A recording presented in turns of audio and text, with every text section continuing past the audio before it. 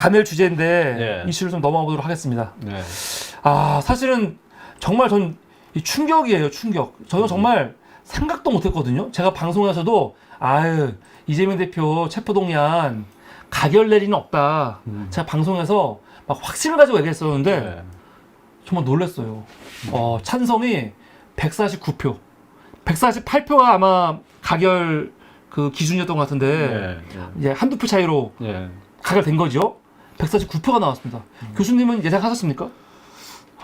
저도 뭐 이거 이걸 예상하는 사람은 뭐 거의 없을 거예요. 그렇죠. 대부분 다 부결로 예상을 했을 텐데 제가 오늘 현장에 있었거든요. 그 국회 앞에 이제 시위대에 같이 있었어요. 같이 계셨어요? 네, 같이 있었는데 너무나 다 놀래가지고 사람들이? 현장을 놀라가지고 어떤 분들은 막 그 자리에서 막 울부짖고 울고 막 국회 안으로 들어가려고 하고 막 저는 이게 막 다리에 힘이 풀려가지고 어떻게 할 수가 없더라고요. 그럼 뭐 집에 와서도 그냥 뭐 하고 다음날 하루 종일 거의 누워있다시피 했어요. 누구도 예상하지 못했던 일이었죠. 이게 표를 지금 이제 분석해 보니까 사람들이 분석해 보니까 1차 때하고 잠깐요. 지금 이게 PT가 1차 때하고 보면은 1차 때 반대가 138표 그리고 2차 때 반대가 136표예요. 근데 이거 뭐 어차피 이재명 대표하고 또 누구죠? 지금 구속되어 있는 두 사람 빼면은 반대표는 비슷하거든요. 근데 찬성은 뭐 기권 무효 거기서 이게 올라온 것 같아. 근데 국민의힘 110표, 정의당 6표, 희대전환 1표, 한국의 희망 1표, 그 국민의힘 쪽 무소속 2표 빼고 나면 최소 민주당에서 29표는 이탈이 된 거죠. 그렇죠. 이거 어떻게 봐야 될까요? 최대 39명이고요. 최대. 29에 39. 근데 사실은 제가 놀란 건 뭐냐면은 바로 전날 이재명 대표가 검찰 독재 폭주기 관찰을 멈춰라 달라 이야기를 했어요. 여기 보면은 아시겠지만 제가 가결을 요청해야 한다는 의견도 당당하게 정권 돌파해야 되는 의견도 있지만 이건 이렇게 말하면 개인은 멋지지.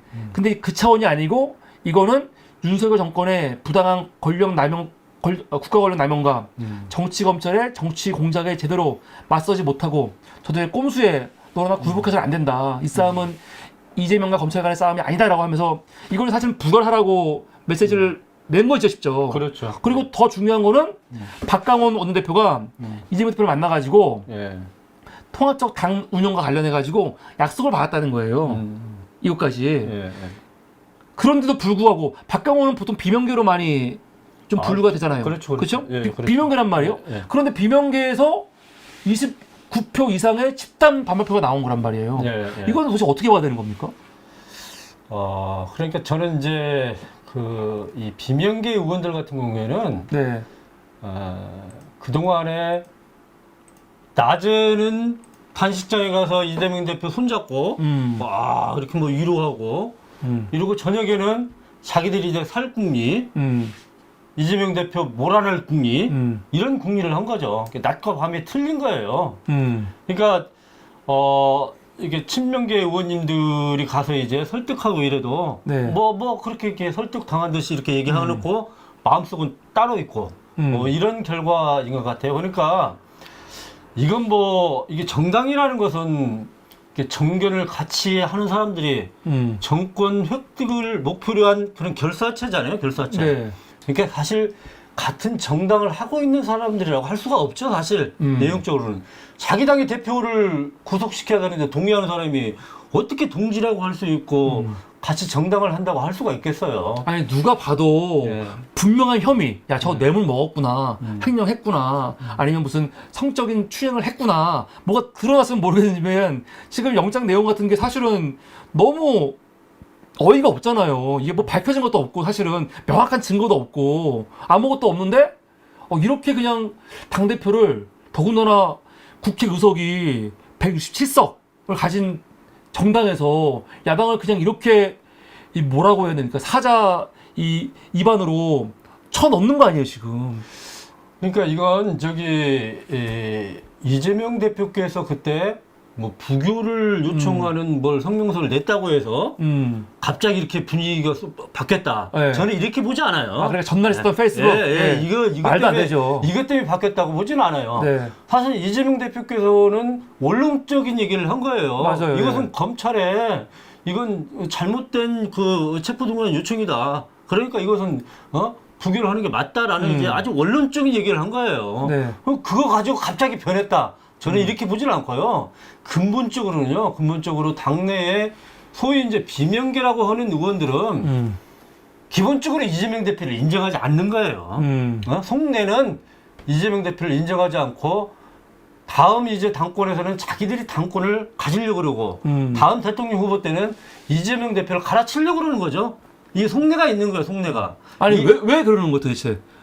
이게 이재명 대표가 마음에 안 드는 마음에 거죠. 안 드는 거예요? 마음에 안 들고 예를 들어서 예전에 노무현 대통령이 됐을 때 네. 노무현 대통령을 대통령으로 인정하지 않는 사람들이 있었잖아요. 후단협. 예, 그 사람들 꾸준히 노무현 대통령을 흔들었거든요. 바로 그런 집단이라고 봐요. 그러니까 이재명 대표를 근본적으로 우리 당의 당 대표로서 인정을 안 하고 우리 이재명 때문에 저번 대통령 선거 졌다. 이렇게 보는 사람들이죠. 그러니까 다음에 우리 당의 당권은 자기들의 계파에서 해야 되고 다음에 대통령 후보는 이재명이 아닌 다른 사람은 해야 된다. 뭐 이런 식의 인식을 가지고 있는 사람들이죠. 아, 근데요, 이게 너무 끔찍한 게 지금 사실은 지금의 민주당은 사실은 뭐 친문의 민주당이잖아요. 친문. 사실은 지난 총선까지만 하더라도 뭐 총선에 압승할 때 다 문재인 대통령 이름으로 사실은 말이 된 거 아니에요. 코로나 대처 잘하고 그때는 다 문재인 대통령 좋아했고 인기도 많고 하니까. 그렇죠. 근데 사실은 문재인 대통령이 후보일 때 이거 당대표일 때 문재인 대표도 엄청 흔들린 사람들 많았단 말이에요. 흔들어하고 결국은 김종인 데려오고 나간 거 아니에요. 그리고 나서 고생을 많이 했단 말이에요, 그때. 그럼 친문들도 그걸 알고 있잖아요.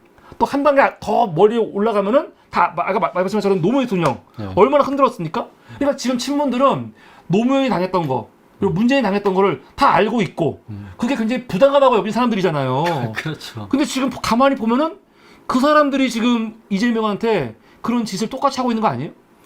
좀 씁쓸하죠, 사실. 씁쓸해요, 진짜. 정말 정당이 이렇게 운영이 돼서는 안 되거든요. 예를 들어서 정당 내에서 정견을 달리해서 정책을 달리해서 서로가 싸운다. 얼마든지 있을 수가 있는 일이에요, 그거는. 서로 뭐 정책에 대해서 내용이 틀리면은 서로가 얼마든지 뭐 같이 뭐 싸우기도 하고 토론도 하고 이럴 수가 있죠. 그런데 우리 당의 대표의 체포 동의안이 왔는데 그것을 가결을 한다는 것은 이게 있을 수가 없는 거예요. 그러니까 이 사람들은 기본적으로 정당을 같이 하고 있다고 인정을 할 수가 없고 오직 우리 당이 민주당이 정권을 잡는데도 관심이 없고 오직 자기들이 다음 총선에서 어떻게 살아날 것인가 이것만 관심이 있는 것이죠. 그러면 바로 연결해서 여쭤볼게요. 그러면 이 사람들이 이재명 대표를 이렇게 지금 체포동의안 가결한 이유가 있을 거 아니에요. 이유는 다음 공천 문제? 물론 그렇죠. 물론 그래도 제가 볼 때는 이번에 가결된 걸 보고요. 아마 가결될 거라고 예상했던 사람이 그렇게 많지 않을 거예요. 그쵸. 그것은 비명계도 마찬가지고 검찰도 마찬가지였어요. 이 검찰도 사실은 이것을 체포동의안을 내면서 이것을 꼭 가결시키기보다는 이게 야당의 분열을 노렸던 거잖아요. 이건 가결이 돼도 부결이 돼도 일단 이것은 야당의 분열을 노리기 위해서 냈단 말이죠. 근데 실제로 이게 가결이 돼버리니까 만약에 가결이 됐는데 영장이 기각돼 봐요. 검찰이 완전히 뭐가 되잖아요. 이제. 완전히 끝장나죠. 그렇죠. 그러니까 얘들도 지금 당황한 거예요. 그리고 이재명 대표는 완전히 지금 날개를 달아버리죠. 그렇죠. 그러니까 검찰 당황한 거예요. 근데 지금 교수님이 하시는 말씀이 사실은 다른 평론가들이 거의 안 하는 얘기예요. 무슨 말이냐면 지금 제가 많이 방송을 봤을 때 많은 사람들은 어떻게 생각하냐면은 민주당 안에서 반란표가 나왔잖아요. 반란표가 나온 게 지금 교수님 말씀은 비명계도 이번에 체포동의안이 가결돼갖고 놀랬다. 그거죠. 그렇죠. 비명계도 제가 볼 때는 반란표를 내는 사람들 자기들끼리 모의를 한 몇 사람이 한 건 맞아요. 했는데 이게 가결이 될 정도까지 생각을 하지 않은 것 같아요. 기분 나빠서 가결을 했지만 에이, 통과는 안 되겠지. 그렇죠. 가결은 안 되겠지. 부결일 것 봤어. 자기들. 근데 많은 평론가들은 그게 아니고 이게 아무래도 원내대표를 중심으로 굉장히 이거를 수 계산을 해가지고 너무 크게도 안 하고 그냥 적당하게 해서 아주 조직적으로 이건 가결시킨 거다라고 말하는 사람도 많거든요. 저는 그렇게 보지는 않아요. 그러지 그렇게 않고? 보지는 않고 일단 자기들끼리 작당 모의를 한 건 맞아요. 몇 사람들끼리 얘기를 하고 그러는데 숫자적으로 봤을 때 저번하고 1차하고 좀 비슷한 정도 아니면 그것보다 더 안 나올 가능성 이렇게 봤던 것 같아요. 그러니까 말하자면 당내에 다른 이견들을 표출해가지고 뭔가 좀 화합하는 형식에 좀 취할 수 있게끔 이 정도 일겠지 이렇게 생각을 했는데 이게 떡하니 가결이 돼버린 거예요. 이 사람들도 당황했어요. 제가 볼 때 이 사람 당황했어요. 어떻게 해야 될지 모르는 거예요 지금. 저도 교수님 말씀에 100% 동의를 해요. 왜냐면 저도 이게 비명계가 조직적으로 딱 표 계산 다 한 다음에 이렇게 하면은 한두 표로 통과되니까 그렇게 하자 안 했을 것 같아요. 왜냐면은 제가 너무 이해가 안 되는 게 만약에 이렇게 조직적으로 했으면은 그 후속 조치가 있을 거 아닙니까? 쿠데타를 일으켰으면은 그 후속 조치가 있어야 되는데 그 후속 조치가 이해가 안 돼요. 우선 박강원이 사퇴를 해버렸어요. 물론 박강원이 처음부터 그냥 사퇴하는 건 아니고 이 의원총회 안에서 굉장히 시끄럽다고 하더라고요. 그렇죠. 초재선 의원으로 막 이거 연판장 돌리고 막 그러는 분위기 때문에 좀 억지스럽게 쫓겨났다고. 그런데 만약에 정말로 마음을 독하게 먹고 쿠데타를 이겼다 하면 이걸 자리를 지켜야지. 그렇죠, 맞아요. 근데 박강원이 그만둬 버렸단 말이에요. 맞아요. 그리고 나서 갑자기 또 송갑선, 송갑선은 사실은 지명직이니까 여기 그만둬봤자 딴 사람 세우면 그만이거든요. 송갑선이 그만둬 버리고 그리고 고민정은 아직 그만두지 않았지만 그만두겠다고 얘기해 버리는 거예요. 그래서 이거 보고 이상하다. 이게 조직적으로 이렇게 움직였으면은 이재명 대표 이 사람들은 당연히 구속되기를 바라는 사람들 아닙니까? 그럼 구속돼가지고 대표직 그만두기를 머릿속에 생각하고 있을 텐데 그럼 그만두면은 그 다음에는 원내대표가 이제는 왕인데 그거를 던져버리네. 그러니까 제가 이해가 안 되는 거예요. 만약에 이게 조직적이라면은 있을 수 없는 그 후속 조치가 나오기 때문에 저도 이게 조직적이라기보다는 자기들이 해놓고 좀 놀라고 있는 게 아닌가라는 생각이 들었는데. 맞아요. 그런 게 이게 단체가 모여가지고 자기들이 모여가지고 결의를 내가지고 했으면은 이제 후속 조치가 있을 거예요. 그쵸. 뭔가 자기들이 이제 자리를 유지하고 이후에 공천권을 보장하기 위한 뭔가 행동을 막 액션을 막 취하겠죠. 근데 그렇게까지 나가지 못하는 이유가 이제는 이제 부결 투표, 이 가결 투표를 했다는 사람을 말을 못해요. 네. 자기가 했다고 말도 못해요. 그리고 몇 명 외에는 두세 명 정도 외에는 자기가 가결 투표했다고 얘기도 못 하잖아요. 응집력을 가질 수도 없어요. 그리고 자기들끼리 의견들을 같이 해서 이렇게 나가자 이 얘기도 못 하는 거예요. 그런 수장도 없어요 지금. 수장이 없다. 네, 수장도 없어요. 그러네요. 뭔가 중심이 없잖아요 지금. 그렇죠. 그러니까 지금 말씀하시니까 또 연결되는 게 지금 나쁘게 말하면 색출이라는 표현을 쓰고 있고 어떤 사람들은 국회의원들이 당원들이나 지역 구민들이 어떻게 표했는지 이걸 알고 싶어 하는데 왜 말하지 않냐 이 묻고 있거든요. 근데 이거에 대해서 예를 들어서 보수 진영 쪽이나 지금 비명계를 옹호하는 사람들은 아니 국회법에서 비밀투표를 인정하고 있고 보호하고 있는데 이거를 왜 자꾸 이렇게 알려고 하냐, 알 필요 뭐가 있냐 말하는 사람들이 있고 반면에 국회의원들이 이걸 당당하게 말을 못하냐 말하는 사람들이 있어요. 이거에 대해서는 어떻게 생각하세요? 헌법기관인 국회의원은요, 자기의 소신을 가지고 정치하는 거예요. 그리고, 제가 좀 정확한 나라가 생각이 안 나는데, 뭐, 미국을 비롯한 웬만한 국가들에서는요, 다 공개 투표예요. 모든 사안을. 비밀 투표 아예 없고. 네, 비밀 투표가 없고, 공개적으로 해요, 자기 소신껏. 무기명 투표. 예, 공개적으로 자기가. 그게 맞죠, 사실은. 그러니까. 자기가, 저는 솔직히 우리 당내에서도 오히려 자기 그 소신을 얘기하는 사람 있잖아요. 비명계 의원 중에서도. 나 뭐 이렇게, 가결 투표 했다. 요번에 말하는 사람들 있잖아요. 김종민이라든가 이상민, 이원우, 뭐 서른 같은 사람들은 오히려 이 사람들은 차라리 나 가결했다. 투표를 했다고 얘기하는 게 국회의원으로서는 이렇게 맞다는 거죠. 그렇죠. 예? 정치 운명은 끝났겠지만. 네, 그렇죠. 자기 뭐 정치적 운명이야. 그렇지만은. 당당하게 말해야지. 나는 이래서 이렇게 했다. 라고 얘기를 해야죠.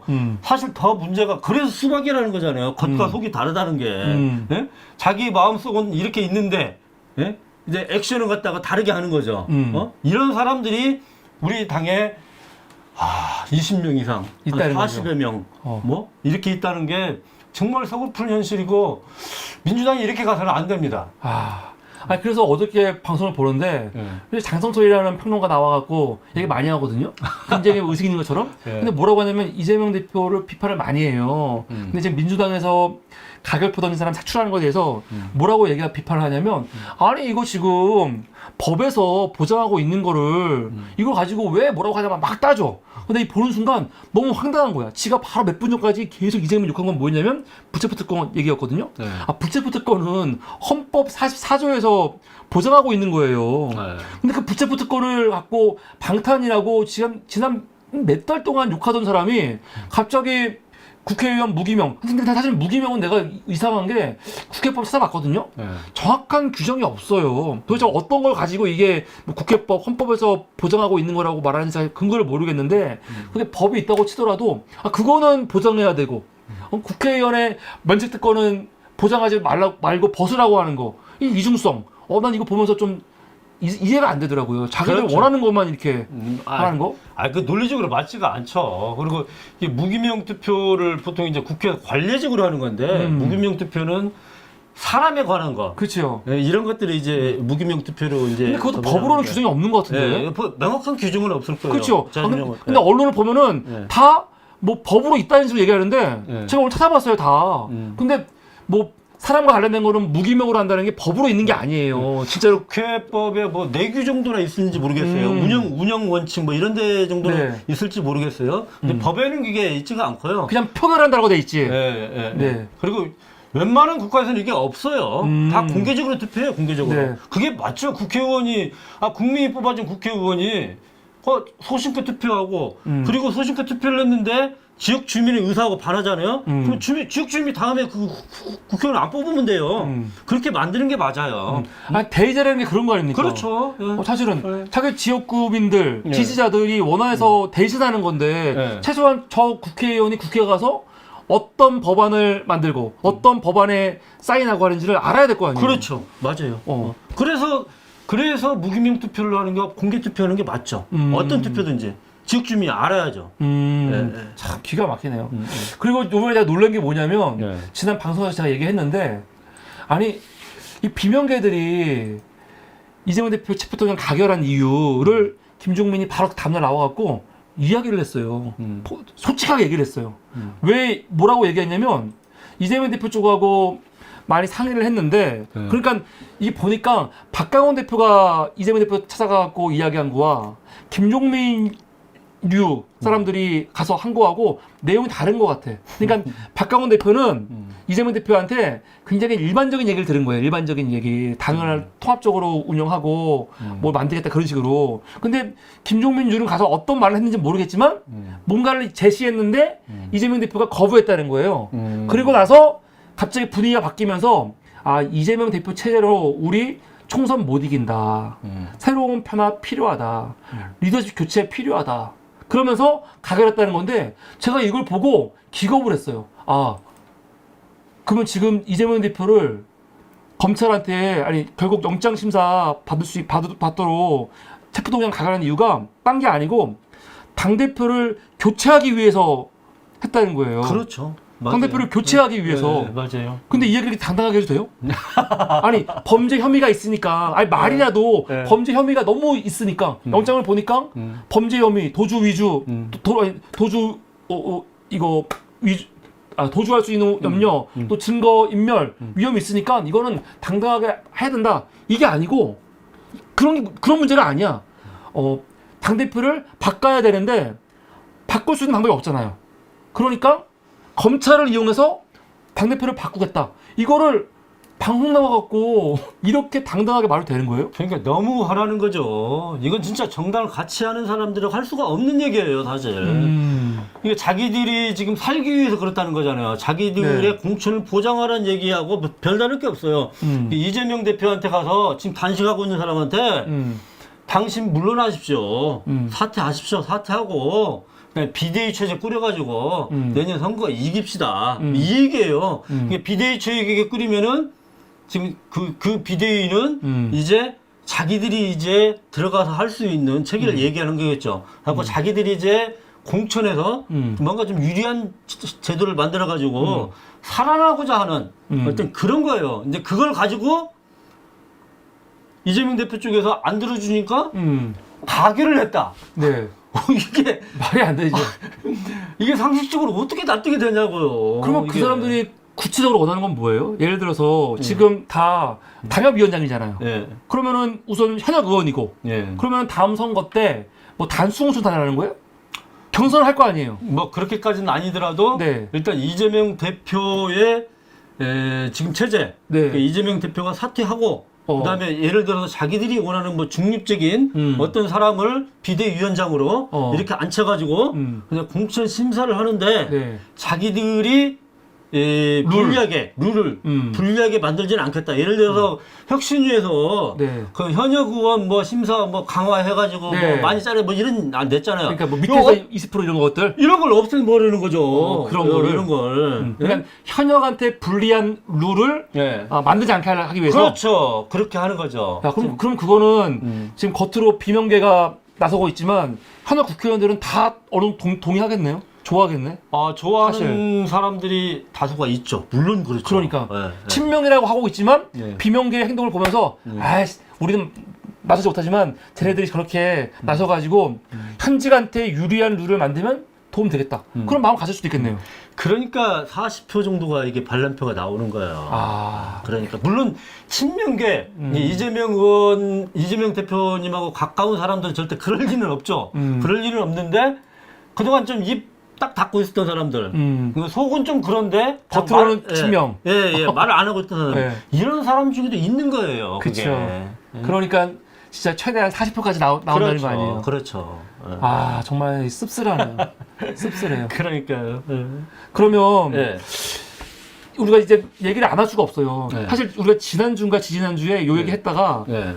사람들이 불만이 엄청 많았어요. 뭐였냐면 이재명 대표 우리가 구속 얘기를 했거든요. 그래서 구속 됐을 때 어떻게 해야 되냐까지 얘기하니까 그때는 우리 방송 오신 분들이 아니 왜 그런 얘기를 하냐 구속 왜 그런 얘기를 하냐고 막 사실 뭐라 했거든요. 근데 지금 일주일 만에 정말 구속될 수도 있다는 지금 의견이 많이 나온단 말이에요. 우선 영장 심사 받아야 됩니다. 어떻게 영장 발부될까요 안 될까요? 이제 이걸 이제 영장을 기각될 것이라고 보는 사람과 그다음에 발부될 것이라고 보는 사람, 네. 뭐 50대 50인 것 같아요. 근데 아마 평론가들의 이런 사람은 발부될 가능성을 더 크게 보는 것 같아요. 그러니까 난 너무 이상한 게 그런 분들도 다 뭐라고 하냐면 예를 들어서 민주당에 가까운 이재명 대표를 좀 지지한 것처럼 보이는 평론가들 있잖아요. 그런 분들도 뭐라고 하냐면 사실 이 영장은 발부될 수가 없는 거다라고 하면서 그런데 지금의 정치적인 분위기라든가 지금 워낙 이상한 일이 많으니까 이런 걸 감안하면은 발부되지 않는다고 확실할 수가 없다. 발부될 수 있다. 라고 말하는 사람이 꽤 많더라고요. 여기 이제 이렇게 발부될 것이다라고 영장이 발부될 것이다 얘기하는 사람들의 의견들이 한 세 가지 정도는 있는 것 같아요. 세 가지? 첫 번째가 그동안 역대 한 10건이 이렇게 가결이 됐는데 8건이 이미 영장이 발부됐다. 그러니까 2건 정도만 발부가 안 됐다. 이런 그 전에 국회에 스피드는 가결했을 때? 그래요? 이런 결과가 있었다. 두 번째는 영장 담당 판사가 어떻게 버텨낼 수 있겠냐. 이 분위기를 이번 정권 하에서 실제로 본인이 만약에 이걸 기각시켰을 경우에는 이제 뭐 승진이고 이거 뭐 이제 뭐 내놔야 된다는 거죠. 그러니까 이 분위기를 어떻게 버텨낼 수 있겠냐. 아니 승진을 뭐 행정부가 시키는 게 아니잖아요. 물론 그렇지만요. 그리고 세 번째는 국회 의견을 존중하는 이렇게 갈 것이다. 그렇기 때문에 아마도 가결될 가능성이 더 클 것이다. 그래서 요번에 가결시키면 안 되는 거였으니까요.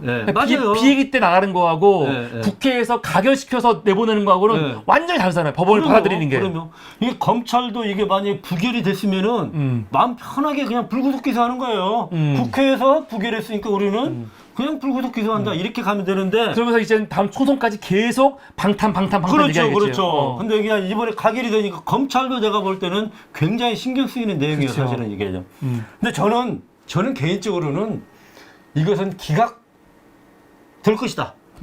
되기를 원한다요? 될 될 것이다. 될 봐요. 것이다. 저는 기각될 확률이 저는 60%로 봐요. 60. 예, 높진 않네요. 예. 예. 60%로 봐요. 예. 물론 발부될 가능성도 있지만은 저는 기각될 가능성이 더 크다고 봐요. 그런 이유는 법리적으로 이것은 첫 번째로는 증거인멸이나 도주의 우려가 전혀 없는 거잖아요. 없죠. 그리고 이재명 대표가 뭐 지금 당대표가 어딜 도망가겠어요. 그러니까요. 증거를 인멸할 수 있는 그런 사람들은요, 이미 검찰에 구속되어서 검찰이 인신 구속을 하고 있어서 하고 있는 거예요, 지금. 그러니까요. 예를 들어서 백현정 같은 경우는 김희석, 네. 그리고 대북 송금 사건 있잖아요. 네. 쌍방울 이화영. 네. 다 구속되어 있잖아요. 그러니까 만날 수가 없어. 예, 그러니까 증인을 회유할 수 있는 것은 실제로 검찰이지 이재명 대표가 아니에요. 그렇죠. 예, 이건 뭐 증거를 인멸할 수 있는 게 없어요. 그러니까 법리적으로 저는 기본적으로 안 되고, 그다음에 두 번째는요, 지금이 정기국회를 하고 있잖아요. 네. 정기국회를 하고 있고, 그다음에 야당은 국정 운영의 동반자예요. 제일 야당의 대표예요. 가장 지금 167석의 대표예요. 네. 이런 사람을, 이런 분을 갖다가 지금 구속을 시킨다는 것은 이건 이 국정 운영을 안 해갔다는 거하고 똑같은 거죠. 또 사법부가 이거는 입법부에 굉장히 방해를 하는 거죠. 그렇죠. 국정감사가 언제죠? 국정감사는 이번 추석 끝나고 나서 바로 하죠. 바로잖아요. 예. 그래서 더더욱 국정감사 앞두고 있는데. 그렇죠. 예. 이건 말도 안 된다는 거죠. 그러니까 사법부와 입법부, 행정부를 구분한 것은 삼권분립의 원칙에서 네. 기본이잖아요. 그리고 사법부가 입법부를 존중해야 되는 거고요. 그런데 이것은 야당의 대표가 지금 정기국회 회기 중에 아무런 증거 인멸이나 구속 사유가 없는데 구속시킨다. 이거는 저는 말이 안 된다고 보고요. 그리고 이것은 내용상에 있어서도 분명히 법리적으로 다퉈야 될 내용이 앞으로 네. 확실한 증거가 없잖아요. 네. 그러면은 변론을 보장해 주는 것은 법치주의 기본이에요. 그렇죠? 변론권이 있어야 되죠. 근데 이걸 인신을 구속시켜 놓고 어떻게 변론권이 있어요? 그러니까 저는 이것은 영장 담당 판사가 진짜 순수하게 법리적으로만 따지자면은 도저히 구속 사유가 안 돼요. 안 되는 거죠. 안 되는 거예요. 저는 이거 보니까 이 방송에서도 많이 하면서 얘기하는데 검찰이 영장을 청구했잖아요. 네. 대표적인 게 지금 백현동 하고 대북송금 하고 거기다가 또 듣도 못도 못한 갑자기 변호사 변호사 이재명 대표가 예전에 변호사 사칭 검사 사칭 문제 있었는데 증거인멸 때문에 지금 그걸 입으로 넣은 거예요. 그러니까 너무 황당한 건 뭐냐면 대북송금과 백현동이 예를 들어 말대로 따지면 어마어마한 범죄거든요. 백현동은 200억 배임했다는 거 아니에요. 200억. 그리고 대북송금은 한동훈이가 막 뭐라고 하냐면 북한이 이렇게 위험한데 지금 북한을 도왔다느니 막 그렇게. 근데 이거는 사실은 너무 큰 거기 때문에 따로따로 하면 돼요. 하나 해놓고 나중에 또 필요하면 하나 하고 그렇게. 근데 지금 이걸 다 묶었어요. 근데 거기다가 불안하니까 갑자기 검사사칭 이것까지 묶어갖고 세 개를 묶어서 이것만 봐도 자기들이 내놓은 요 영장 청구 사유가 하나하나가 자기들이 봐도 너무 불안한 거지. 불안하니까 이걸 최대한 다 묶은 거 아니에요, 지금. 이거만 봐도 이 영장 자체가 지금 굉장히 근거가 약하다. 검사들도 그렇게 지금 하고 있다 생각이 들거든요. 그 영장 전담 판사가 유창훈 판사가 계신 것 같은데요? 네. 뭔데? 이름 기억 안 나요? 유창훈 판사라고 제가 알고 있는데 이분이 보니까 이제 박영수 특검 예전에 박영수 특검 같은 경우는 기각을 시켰고요. 그리고 유창훈 맞습니다. 예. 강래구 씨는 발부를 했고 뭐 이러더라고요. 그러니까 나름대로 보면은 증거주의에 입각해서 영장을 발부하는 판사인 지난번에 더탐사 강진구 기자도 아마 영장을 발부 안 했을 거예요. 그러니까 나름대로 증거주의에 입각해서 영장을 발부하는 판사인 것 같아요. 저는 여기에도 약간의 희망을 가지고 있어요. 그러니까요. 이 영장 판사가 아마도 자기가 법리적으로만 해석하자면은 저는 이것은 영장이 발부될 수 있는 사람은 분명히 아닐 거라고 봐요. 근데 심리적 압박을 느낀다든가 기타 다른 것을 고려하게 되면은 이제 발부할 수도 있죠. 그래서 저는 우리 이 방송을 보고 계시는 분들한테도 당부드리고 싶은 게요. 혹시 이 판사에 대한 안 좋은 거라든지 막 무슨 압박을 한다든지 이러지 않았으면 좋겠어요. 이게 항상 판사도 사람이거든요. 사람이기 때문에 좀 지금 격려해주고 우리가 기대하고 믿는다 이런 액션이 좀 갔으면 좋겠어요.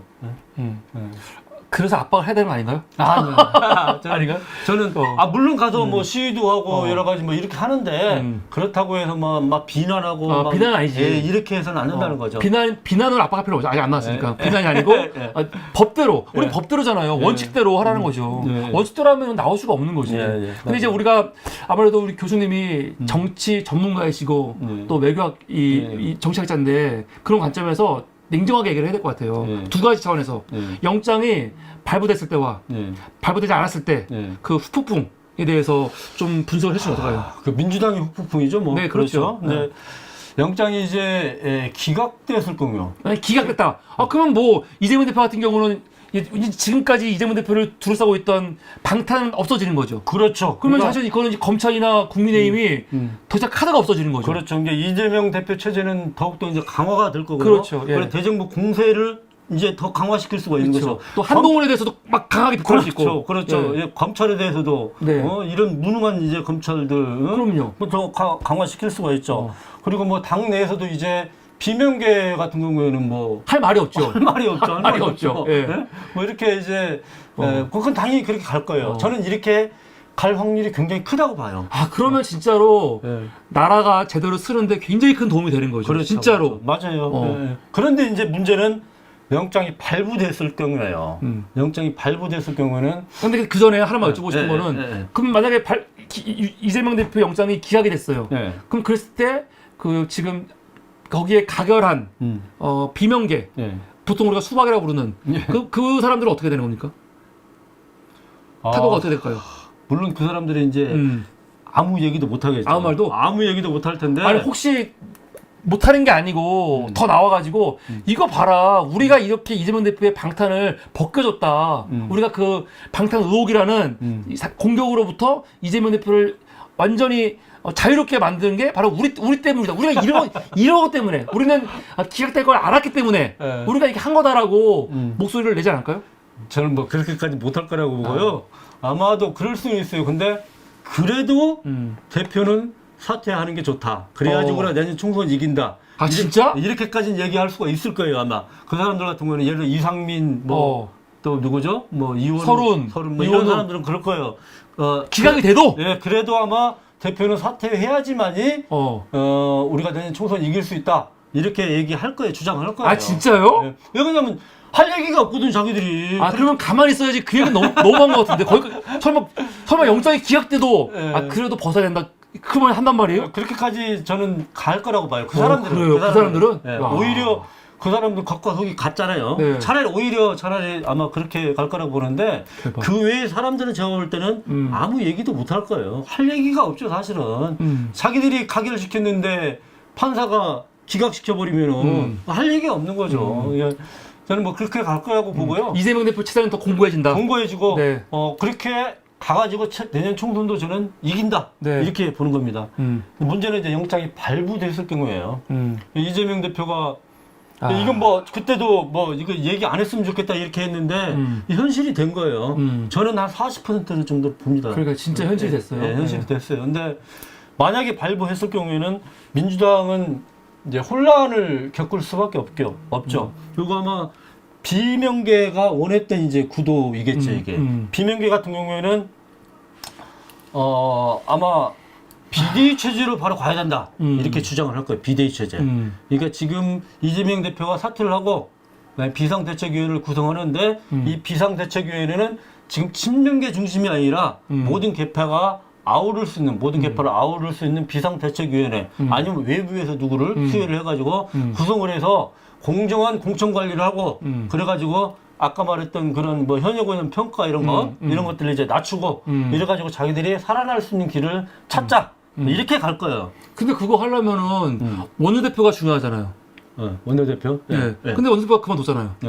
그럼 비대위 구성은 어떤 식으로 가는 거예요? 비대위 구성 그러니까 지금 이제 원내대표 새로 선출되는 원내대표하고 지금 총선 최고위원들에서 거기서 괴리가 돼가지고 비대위를 구성을 하는 거죠. 그럼 거기가 좀 뒤에 하겠습니다. 그리고 두 번째는 현 지도 체제가 그대로 유지되는 거죠. 이게 이재명 대표께서 구속이 됐다고 해도 그냥 그 대표 자리는 그대로 유지하는 거예요. 네. 유지하고 현재 최고위원회 체제가 그대로 유지가 되는 겁니다. 그러면은 이 대행은 대표 대행은 새로 선출되는 원내대표가 이제 대행을 하고 네. 그다음에 그대로 체제가 유지가 되는 거죠.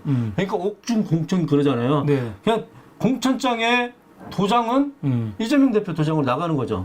그럼 실제로 네. 아까 만약에 송갑석 그만두고 네. 원내대표 그만뒀고 그리고 고민정 그만뒀을 때 이걸로 그 최고위 자체가 무너지는 건 아니죠. 무너지는 건 아니죠. 과반수 이상이 이제 있으니까? 사퇴를 해야 되는 거죠. 사퇴를 해야 되는 건데 현재 이제 송갑석 최고위원은 이제 사퇴했으니까 네. 지명직이니까 다시 다른 사람 사면 되는 채우면 거고. 돼요. 그쵸, 예. 원내대표는 내일 모레 선출하잖아요. 그쵸, 그러니까 예. 올 거고. 예. 고민정 의원은 당원이 원한다면은 사퇴를 뭐 하겠다. 이렇게 애매하게 얘기했잖아요. 네, 네, 그럼 네. 아직 사퇴를 하진 않았어요. 네. 그러니까 아직 무너진 건 아니죠. 아직 그리고 그대로 한 명 있어요. 빠져도 그냥 빠진 상태로 하면 되는 거 아니에요? 그렇죠. 그렇죠? 네, 한 명. 그렇죠. 그건 문제가 안 되는 거죠. 맞아요. 네. 그러니까 현 지도 체제가 유지되는 방법, 그리고 비상대책위원회를 구성하는 방법, 그리고 한 가지가 전당대회를 다시 하는 방법밖에 없어요. 그럼 전당대회는 왜 그러냐면은 잔여 임기가 8개월 넘게 남았으면은 전당대회를 할 수 있게끔 돼 있어요. 8개월 이내로 남아 있으면은 비대위 체제로 가서 그냥 임기를 마치는 거고요. 네. 근데 8개월이 지금 12월 달이잖아요. 네. 그러니까 전당대회를 하는 방법밖에 없죠. 근데 현실적으로 근데 총선이 된 4월인데 네. 전당대회 한다는 건 거의 불가능한 거 아닙니까? 저도 힘들 거라고 보는데 예를 들어서 합의하기 나름이지. 예를 들어서 전당대회를 뭐 약식 전당대회식으로 네. 아니면 뭐 중앙위원회에서 대표를 선출한다든지 뭐 이렇게 해서 이제 뭔가 룰을 만들면은 그렇게 해서 할 수 있다고도 보죠. 근데 전당대회를 한다고 쳐서 네. 그러면은 뭐 이낙연이나 우리가 생각하는 비명계 있잖아요. 전해철 같은 사람들이 당대표가 될 수 있겠습니까?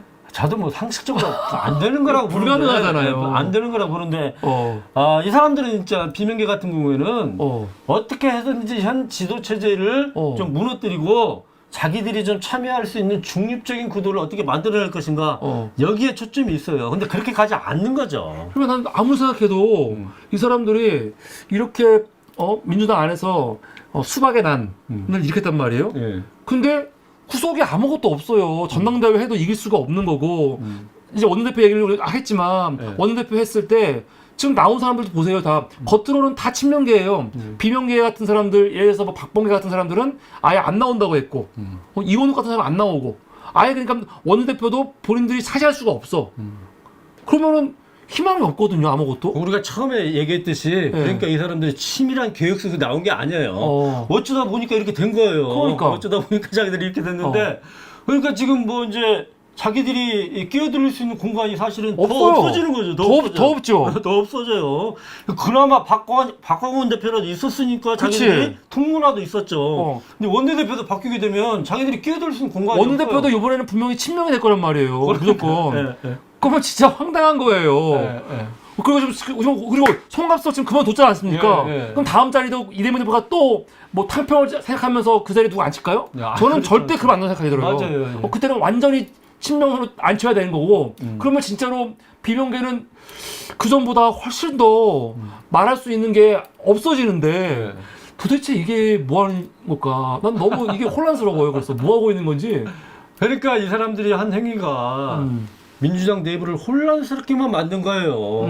그리고 이 정당도 아닌 당으로 만들어버린 거예요. 네. 민주당을. 그렇게 결과적으로 그런 결과만 나왔지 자기들이 얻고자 하는 뭐 아무 이득도 없어요. 응? 그러니까 정말 속상하네요 진짜. 근데 정치 전문가로서 봤을 때 아까 말했던 이재명 대표가 만약에 구속이 됐을 때 그래서 현 체제를 그냥 유지하는 거죠. 유지하는 건데 그게 사실 실질적으로 가능할까요? 저는 그렇게 갈 거라고 봐요. 가능하다. 현 체제를 유지시키면서 갈 거라고 봐요. 아니 왜냐면 공천 문제라는 게 사실은 그냥 당대표가 역할이 많은데 물론 공간이 만들겠지만 역할을 하기가 힘들잖아요 사실. 당대표 뭐 이것도 진짜 좀 웃기는 얘기지만은 뭐 예를 들어서 인신 구속이 되어서 감옥에 계시다면은 물론 이제 원내대표 중심으로 해서 대행을 해야죠. 당대표 대행을 하고 최고위원회가 그대로 이제 불러가고 모든 사항을 의결을 거기서 하는 거죠. 그러니까 가능하다. 네, 가능해요. 가능한데 이게 이제 비명계 같은 경우에는 그래서 내년 총선 진다. 이렇게 이제 계속 주장하고 그리고 보수 언론에서 계속 주장하고 계속 이제 그럴 거란 말이죠. 그게 문제인 거네. 네, 이게 이제 뭐 세상에 감옥에 있으면서 어떻게 당대표를 할 수 있냐 이러면서 이제 계속 보수 언론 여당에서 이제 그럴 것이고 우리 당내에서도 이제 비명계가 계속 칠 것이고요. 그렇죠. 이게 이제 당내에서 더 이게 부담이 되는 그러니까 거죠. 방탄은 이제 없어졌고 예, 이제 구속됐는데 어떻게 그럴 수가 있냐. 예. 그걸 가지고 예. 이제 엄청나게 비난과 비판과 또 언론 플레이를 하겠죠. 그렇죠. 언론 플레이를. 예. 이제 그러니까 이게 문제네요. 네, 사실요. 그렇죠. 가능한데. 예. 근데 나는 더 이상한 거는 지금 다 모든 언론들이 이재명 대표를 중심으로 예를 들어 이재명이 아니 이거 가결했냐 안 했냐 이거 갖고 비판하고 있잖아요. 네. 근데 사실은 완전히 프레임을 바꿔갖고 이거는 이재명이 중심이 아니고 검찰을 중심으로 좀 봐야 될 것 같아요. 네. 무슨 말이냐면 검찰이 지금 이 수사와 그리고 지금 이렇게 영장 청구하는 게 과연 정상적인 행위냐. 검찰의 지금 이 수사권 남용 그리고 영장 청구도 비회기가 있었는데 비회기를 피해서 하는 거잖아요. 네. 그럼 이재명 대표 말한 것처럼 지금 이거는 우리가 지금 우리끼리 싸울 게 아니고 이거를 그냥 가결했을 때 그냥 이게 넘어갔을 때 검찰이 저렇게 말도 안 되게 이 검찰권을 남용하고 있는 거에서 협력하는 거잖아요. 그렇죠. 그러면 그쪽을 좀 강조를 해야 될 것 같은데 그쪽 얘기를 안 하고 있어요 지금. 이건 이제 제가 볼 때는 우리 당내 비명계와 뭐 친명계 싸움 이런 게 아니라 네. 사실은 국회 전체가 검찰에 항의해야 될 내용이에요. 그러니까요. 이 불체포 특권은 헌법에 보장되어 있는 거예요. 왜? 헌법에 보장되어 있는 거. 왜냐면 그것은 입법부와 사법부를 갖다가 이제 분립을 시키는 거예요. 삼권 분립의 원칙에 의해서 분리해서 네. 서로가 존중하게끔 만들라는 거예요. 그럼. 그러니까 사법부가 마음대로 입법부를 능력하지 말라는 거예요. 그렇게 할 수가 없고 만들어놓은 제도잖아요. 헌법에 보장도 걸리잖아요. 그런데 이번에 검찰에서 이것을 체포 영장을 갖다가 청구한 것은 누가 봐도 그러니까 국회가 열리지 않았을 때 청구하면 이재명 대표 간다고 그랬잖아요. 언제든지 간다고 그랬잖아. 네. 근데 국회가 열리니까 지금 낸 거잖아요. 네. 그렇다면 이것은 국회를 갖다가 능욕하는 거예요. 능욕하는 거. 네. 그러면은 국회의원들이 던져 뭉쳐가지고 검찰에 니들 왜 그러냐. 네. 아무런 증거도 없이 네. 이 내용도 보니까 이것은 체포영장을 청구할 수 있는 내용도 아니더라. 항의해야죠. 그러니까 그쪽을요. 판례하고 뭐 이런 행위가 있는 게 사실은 맞는 거예요. 이게 우리나라 국회 현실이에요. 이게 우리나라 국회 너무 황당한 것 같아요. 그러니까 정의당 같은 경우는 이번에 당론으로 가결을 했더라고요. 난 이 사람들이 뭐 하는 사람인지 모르겠어요. 정의당 이 사람들이. 그러니까 어떻게 아니, 검찰의 이런 진짜 이 무도한 거에 대해서는 분노하지 않고 무조건 당하는 피해자의 원래 정의당 같은 경우는 피해자 중심주의 아닙니까? 그런데 이상해요. 만약 검찰이 이렇게 무도하게 하고 있으면은 그 대상인 조국이건 그게 이재명이건 그러면 그 사람들 입장에서 사실은 싸워줘야 되는 거잖아요. 양비론은 있을 수가 없다고요. 그럼 얘네들이 이렇게 지금 이재명에 대해서 지금 부채부특권 포기한 다음에 나가서 죽어라 하는 말은 검찰의 이 수사, 검찰의 이 방법이 옳다는 거예요? 그러니까 무슨 놈의 세상에 정의가 어떻게 가는지 모르겠어요. 정의당이 그 야당의 체포 동의안이 들어오니까 가결을 해가지고 야당 대표를 구속시켜달라. 이게 무슨 놈의 정의입니까 이게? 그러니까요. 어떻게 이럴 수가 있을까? 난 저는 지금 정의당의 행보는 앞으로 진보 정당을 진짜 죽이는 행위예요. 앞으로 정의당은 제가 볼 때 살아나기 힘들어요. 어떻게 이게 말이 되는 얘기예요? 그래서 오히려 진보당 같은 경우는 물론 국회에 한 명밖에 없지만 당론으로 결정을 했더라고요. 우리는 이거 부결이다. 근데 이 강성애 의원 글을 읽어보니까 딱 그 얘기를 하는 거예요. 이재명 대표에 대한 개인적인 그게 아니고 구조적으로 지금 이거는 행정부에서 입법부를 이렇게 지금 공격하는 거고 헌법에서 입법부를 보호하기 위해서 있는 거를 이렇게 하면 안 된다 하면서 딱 반대를 하더라고요. 그냥 그 오히려 보고 그래요? 네. 저는 안 읽어봤는데 그래요? 진보당이 네. 진보당이 딱 입장했더라고요. 그래서 진보당이 나는 굉장히 이번에 판단을 잘했다. 앞으로 아마 진보당이 우리나라 진짜 진보 세력을 대변할 수 있는 당이 되겠네요. 그렇게 되면은. 그러니까요. 그래서 너무 이게 유감이었고 또 하나는 이제 국회의원들 이번에 가결한 의원들 행태를 보니까 나 오늘 보고 놀랐는데 김종민 같은 경우 욕을 하도 먹으니까 오늘 페이스북에 글 하나 올렸어요. 네. 뭐라고 올렸냐면 이거 오늘 올린 거거든요. 네. 우리 지역의 한 당원이 울면서 네. 전화를 했다. 바른 길을 가줘서 너무 고맙다. 외롭더라도 너 끝까지 함께하겠다. 이 김종민 의원 친척 아니에요? 친척? 모르겠어요. 김종민 의원은 가족이 전화한 거 아니에요? 그러니까. 그리고 또 네. 이상민. 네. 이것도 진짜 네. 이렇게 맑은 하늘을 올려놓고 네. 고개를 들어 하늘을 보세요. 정말 파랗고 파란 맑고 맑은 가을입니다. 패친 여러분들께서 맑고 평화로운 여유를 갖기를 바랍니다. 지금 사실은 지지자들, 네. 당원들은 네. 다 지금 며칠간 다 분노에 지금 거의 돌아버릴 상황이잖아요. 교수님도 지금 머리가 아프시잖아요. 저는 오늘도 사실 기운이 없어요. 방송할 기운도 사실 좀 없어요. 지금 우리 방송에도 조심해도 다 기가 막혀갖고 그런데 이거는 지금 거의 뭐 지지자들을 약 올리는 것 같아요. 이게 뭐예요? 그러니까요. 파란 하늘 맑은 가을이다. 평화롭고 맑고 평화로운 여유를 가지라는 거야. 그리고 제가 또 하나 기가 막힌 거는 고민정 난 보면서 좀 짜증이 났어요, 사실요.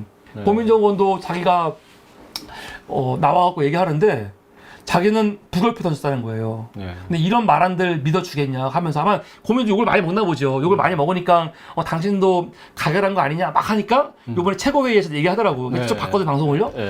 뭐 부결표 했다고 믿어주시겠습니까? 하면서 당원들이 원하시면 뭐 사퇴하겠다 이 얘기하는데 그때 또 뭐라고 했냐면 이런 말을 했어요.